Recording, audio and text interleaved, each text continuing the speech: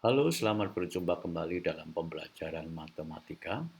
Pada sesi sebelumnya kita juga belajar tentang fungsi kuadrat, namun pada sesi ini kita akan fokus kepada masalah sifat koefisien dan diskriminan. Dalam hal ini, sifat koefisien dan diskriminan akan kita bedakan menjadi dua. Yang pertama adalah menyusun suatu fungsi kuadrat dan sifat koefisien. Kemudian yang kedua menyusun suatu fungsi kuadrat dan sifat diskriminan itu sendiri. Yang pertama menyusun suatu fungsi kuadrat dan sifat koefisien. Dalam menyusun suatu fungsi kuadrat dan sifat koefisien ini, kita perhatikan beberapa hal sebagai berikut. Kita sudah mengetahui bentuk umum dari suatu persamaan kuadrat. Ternyata koefisien dan persamaan kuadrat bisa menentukan bagaimana kurva atau grafik suatu persamaan kuadrat. Nah, dari persamaan kuadrat itu nanti kita arahkan kepada fungsi. Nah, kalau sudah seperti ini, simbol seperti ini berarti berubah menjadi fungsi. Sebetulnya ini juga intinya pada persamaan kuadrat. Kalau fx itu bisa diganti dengan nilai y sebetulnya. Sehingga nilai y ini nanti akan sama dengan pernyataan yang ada di sebelah kanan sama dengan ini.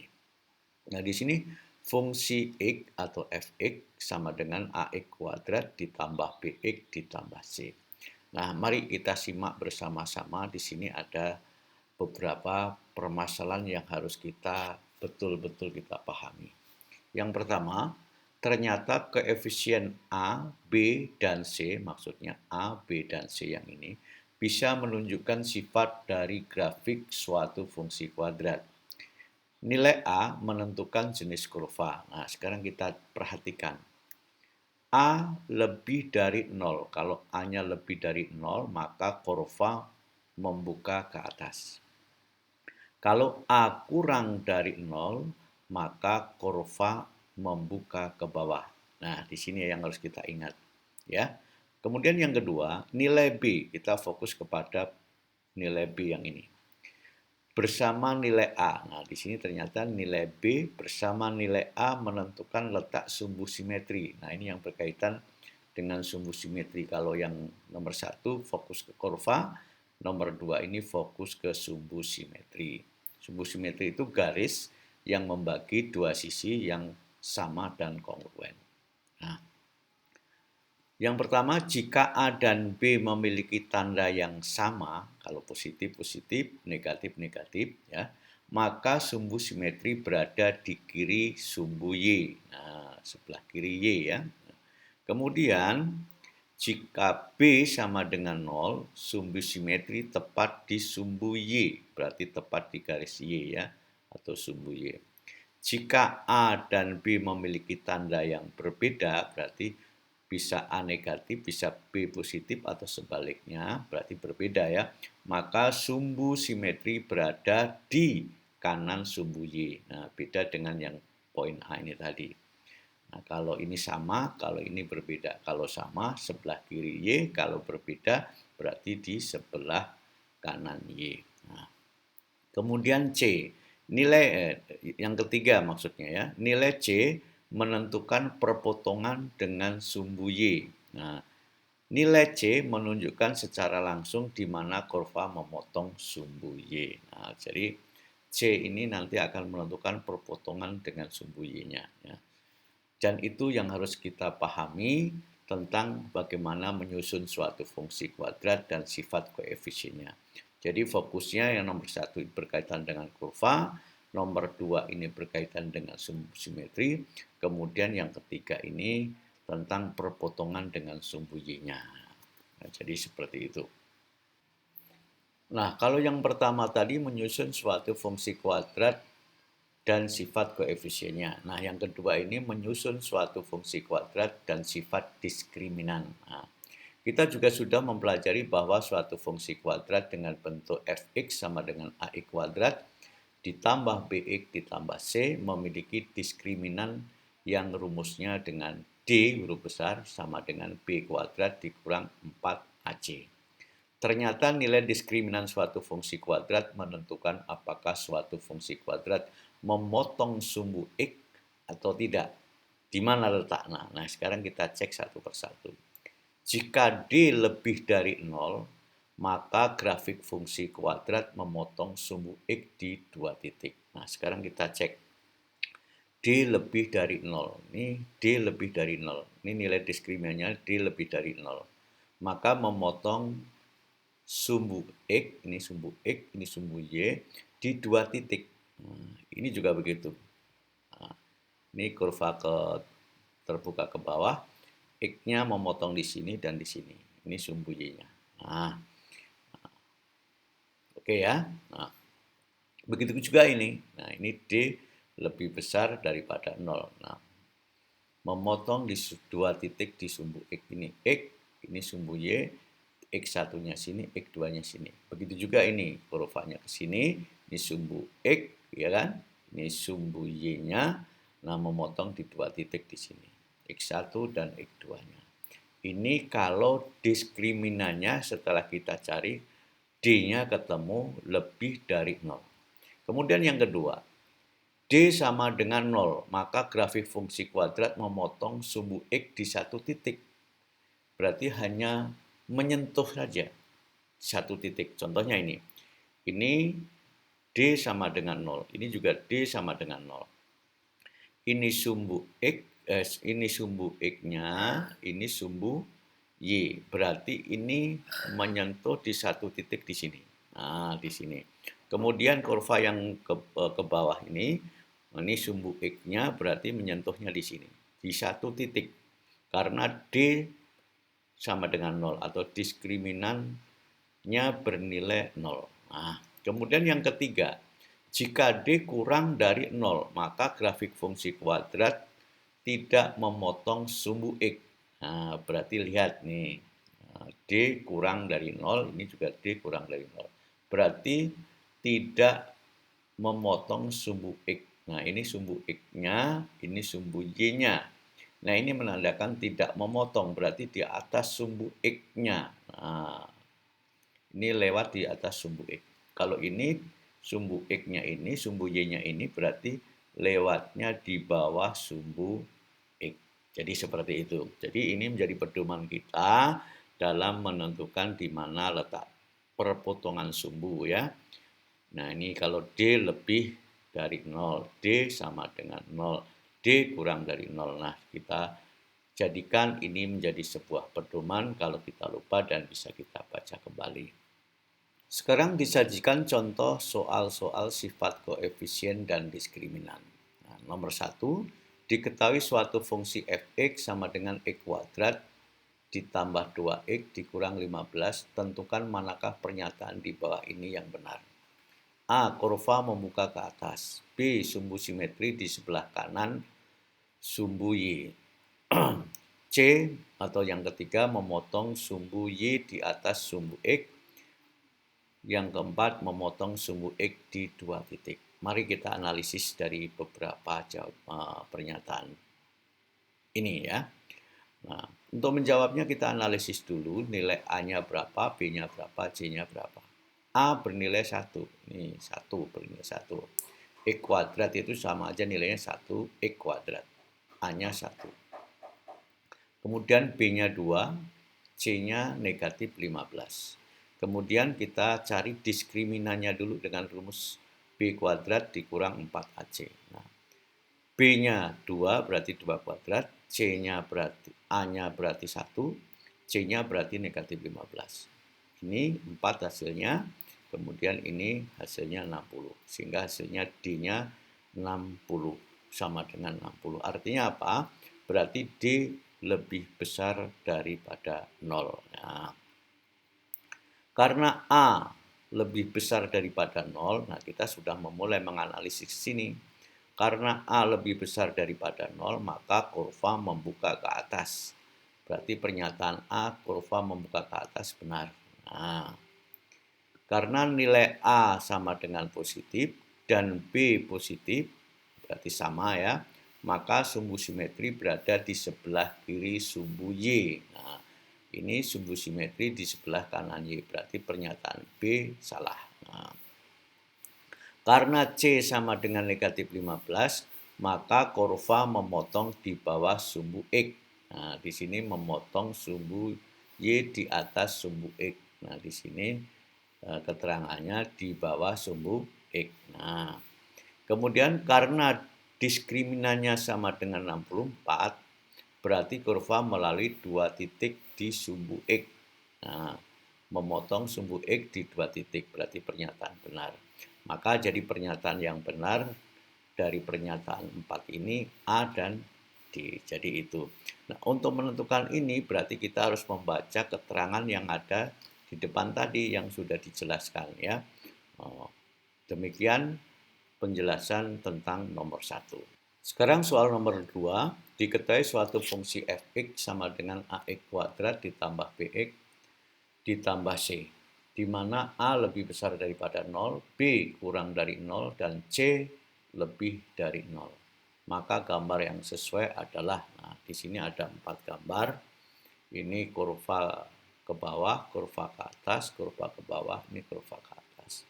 Nah sekarang kita analisis dari cara menjawabnya ini. Nah, misal karena A lebih besar 0, B kurang dari 0, C lebih dari 0, maka kita buat perumpamaan sebagai berikut. Nah, di sini A, nilai A 2, karena A harus lebih dari 0. Kemudian B kurang dari 0, berarti harus bilangan negatif.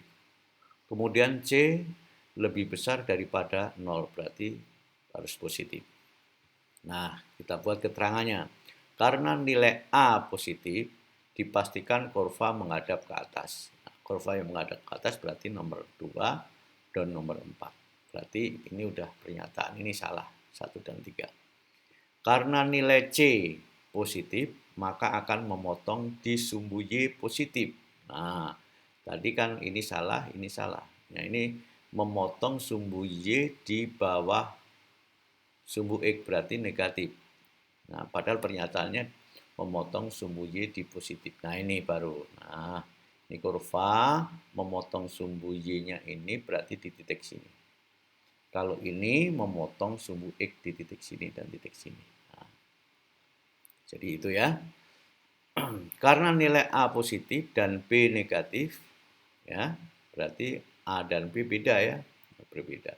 Karena A dan B beda, beda tanda dipastikan sumbu simetrinya di sebelah kanan sumbu Y.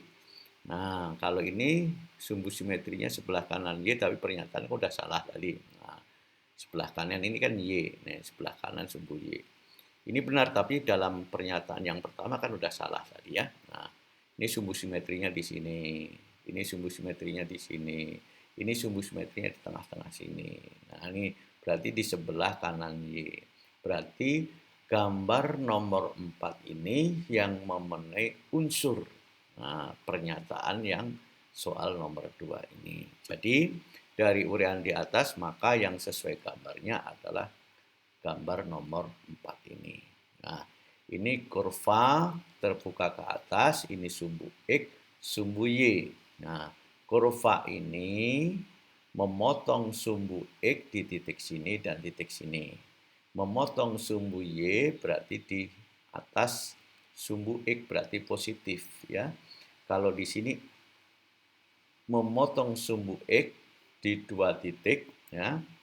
Di 2 titik berarti X1-nya sini, X1-nya sini. Di sebelah kanan Y berarti X1 dan X2-nya bernilai positif. Nah, demikianlah penjelasan mengenai jawaban nomor 2. Soal nomor 3. Ditentukan mana fungsi kuadrat di bawah ini yang memotong sumbu X di 2 titik. Nah, kita buat rumus diskriminannya B kuadrat ya, D sama dengan B kuadrat dikurang 4AC. Nah, berarti kalau harus memotong sumbu X di 2 titik, syaratnya D lebih besar daripada 0. Nah, kita cari sekarang ya satu persatu. Nah, untuk A berarti soalnya fx sama dengan x kuadrat ditambah 12x ditambah 36. Berarti A-nya 1, B-nya 12, C-nya 36. Nah, kemudian kita analisis ke dalam rumus. Nah, ternyata setelah kita masukkan ke dalam rumus, setelah kita hitung, nah 12 kuadrat, ini hasilnya 144. negatif 4 kali 1 kali 36 hasilnya negatif 144. Artinya apa? Berarti kalau setelah itu kita hitung D sama dengan 0. Karena D sama dengan 0, maka fungsi kuadrat memotong sumbu X di satu titik. Nah, berarti untuk A tidak memenuhi. B, fx sama dengan x kuadrat ditambah 8x dikurang 20, berarti A-nya 1, B-nya 8, C-nya negatif 20. Nah, setelah kita masukkan ternyata D-nya sama dengan 144, artinya D lebih besar daripada 0. Maka fungsi kuadrat memotong sumbu X di 2 titik, berarti B benar. C, nah C-nya ini A-nya negatif 2, B-nya 1, C-nya negatif 5. Setelah kita masukkan, D-nya bernilai negatif 39, berarti D kurang dari 0. Maka fungsi kuadrat tidak memotong sumbu X. Nah, kemudian yang D, A-nya 3, B-nya negatif 6, C-nya 3. Setelah kita masukkan ke dalam rumus, ternyata hasilnya D sama dengan 0. Karena D sama dengan 0, maka fungsi kuadrat memotong sumbu X di satu titik. Berarti D tidak memenuhi. Nah, kemudian yang E, A-nya 2, B-nya 4, C-nya negatif 3. Setelah kita masukkan ke dalam rumus, ternyata D-nya sama dengan 40. Berarti karena D lebih dari 0, maka fungsi kuadrat memotong X di 2 titik. Jadi dari pernyataan di atas, ya, fungsi kuadrat yang memotong sumbu X di 2 titik adalah pernyataan B dan E. B dan E, karena B dan E ini D-nya bernilai lebih dari 0. Ini lebih dari 0, ini lebih dari 0. Demikianlah penjelasan nomor 3, mudah-mudahan bisa dipahami. Soal nomor 4. Agar fungsi kuadrat fx sama dengan x kuadrat ditambah dalam kurung P kurang 3x ditambah P menyinggung sumbu X, maka nilai P yang memungkinkan adalah titik-titik. Nah, kita analisis dulu. Ini A-nya 1, berarti B-nya bernilai P kurang 3. C-nya bernilai P. Nah, kemudian supaya menyinggung sumbu X, maka D-nya harus sama dengan 0. Nah, sekarang D sama dengan rumusnya B kuadrat dikurang 4AC. Nah, sekarang kita masukkan rumus. Nah, berarti D-nya harus 0 nih, D ya. Kita ganti dengan nilai 0. Nah, B kuadrat kan ini kita ngambil dari sini. Kurangi 4AC, A-nya 1, C-nya P. Nah, sekarang kita urai. P kali P, P kuadrat, P kali negatif 3, negatif 3P, negatif 3 kali P, negatif 3P, negatif 3 kali negatif 3, positif 9. Ini hasilnya ini. Dikurang 4 kali 1 kali P di sini. Nah, sekarang kita sederhanakan yang suku sejenis mana. Ini. Nah, kemudian kalau ini kita kalikan, nah ini. Nah, sekarang kita sederhanakan. P kuadrat ngambil dari sini. Negatif 3P kurangi 3P, berarti negatif 6P. Ditambah 9. Nah, 4 kali 1, negatif 4 kali 1, negatif 4 kali P, negatif 4P. Nah, ini kan masih suku sejenis. Nah, maka kita kelompok satukan lagi. Jadi P kuadrat dikurang 10P dari mana? Negatif 6P dikurang 4P, berarti negatif 10P ditambah 9 sama dengan 0. Nah, jadilah ini namanya persamaan kuadrat. Nah, berarti kan fungsi kuadrat kan sangat erat sekali hubungannya dengan persamaan kuadrat. Nah, ternyata faktornya terbentuklah P kurang 9 kali P kurang 1. Negatif 9 kali negatif 1 hasilnya positif 9. Negatif 9 dikalikan negatif 1. Negatif 9 ditambah negatif 1 hasilnya negatif 10. Nah, sama dengan 0 ya. Jadi kita cari P1 kita ngambil P kurang 9 sama dengan 0, hasilnya berarti P sama dengan 9, kemudian P yang kedua, P kurangi 1 sama dengan 0, berarti P nilainya 1. Jadi nilai P yang memungkinkan atau himpunan penyelesaian P sama dengan 1,9. Jadi seperti itu. Nomor 5. Agar fungsi kuadrat fx sama dengan dalam kurung p ditambah 18 x kuadrat dikurang 2px ditambah 3 memotong sumbu x di 2 titik. Maka hitunglah batas-batas nilai p. Kita analisis soalnya dulu. Nilai A-nya berarti P ditambah 18, B-nya negatif 2P, C-nya bernilai 3. Karena memotong di sumbu X di kedua titik, maka diskriminannya atau D-nya lebih dari 0. Maka kita buat rumus diskriminan lebih dari 0 nilainya. Sekarang kita substitusikan nilai B, berarti kita ngambil dari sini negatif 2P. Ya. Kemudian dikurang 4 ini, A-nya bernilai P ditambah 18, kemudian C-nya bernilai 3, lebih dari 0. Maka di sini 4P kuadrat, ini diperoleh dari sini, negatif 2P kuadrat, dikurang 12. 12 dari mana? Negatif 4 kali 3. Nah, ini yang sukunya sama ya, nah, sejenis. Nah, kita kalikan dulu, negatif 12 hasilnya. Kemudian tinggal mengalihkan yang ada di dalam kurung. Nah, kemudian lebih dari 0. Sekarang 4P kuadrat dikurang 12P dari mana? Negatif 12P, negatif 12 kali P hasilnya ini. Kemudian negatif 216 dari mana? Negatif 12 kali 18, hasilnya negatif 216. Lebih dari 0. Kemudian masing-masing suku dibagi 4 menjadi, nah kalau ini kita sederhanakan, kalau masing-masing dibagi 4 berarti 4P kuadrat bagi 4 hasilnya P kuadrat. Negatif 12P dibagi 4 hasilnya negatif 3P. Nah, kemudian negatif 216 dibagi 4 hasilnya negatif 54. Lebih dari 0. Kemudian dibuat faktornya menjadi, nah faktor dari pernyataan ini berarti P. Ya,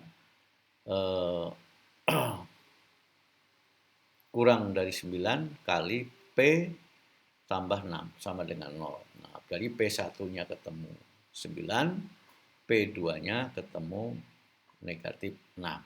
Jadi batas-batas nilai P adalah batasnya negatif 6 dan 9. Jadi seperti itu. Demikianlah penjelasan mengenai tentang fungsi kuadrat.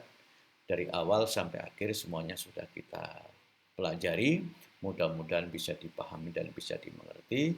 Dan kalau memang belum paham betul, silahkan dibuka kembali tutorialnya yang berupa video sederhana ini. Nah, tentunya kalau ada kurang lebihnya mohon dimaklumi, dan sekali lagi selamat belajar, semoga di kemudian hari kalian menjadi insan-insan yang sukses, menjadi insan yang beradab. Terima kasih atas segala perhatiannya, sampai ketemu di lain kesempatan.